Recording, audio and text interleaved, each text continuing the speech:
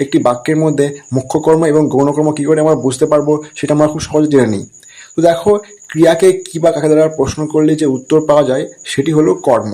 এখন একটি বাক্যের মধ্যে কিন্তু দুইটি যদি কর্ম থাকে এবং সেই দুইটি কর্ম থাকলে কিন্তু একটিকে বলা হয় মুখ্য কর্ম এবং অন্যটিকে বলা হয় গৌণ কর্ম। কিন্তু কীভাবে আমরা বুঝবো কোনটি মুখ্য এবং কোনটি গৌণ, তখন আমরা খুব সহজে জেনে নিই। দেখো, ক্রিয়াকে যদি কী দ্বারা প্রশ্ন করলে যে কর্মটি পাওয়া যায় সেটি হলো মুখ্য কর্ম, এবং কাকে দ্বারা প্রশ্ন করলে যে কর্মটি পাওয়া যায় সেটি হলো গৌণ কর্ম। একটি উদাহরণ দেখো, বাবা ছেলেকে একটি বই দিল। দেখো, এখানে দিল হচ্ছে ক্রিয়া।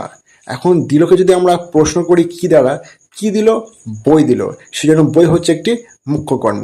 এবং যদি আমরা দিলকে আবার প্রশ্ন করি কাকে দ্বারা, অর্থাৎ কাকে দিল? ছেলেকে দিল, তো ছেলে হচ্ছে এখানে গৌণ কর্ম।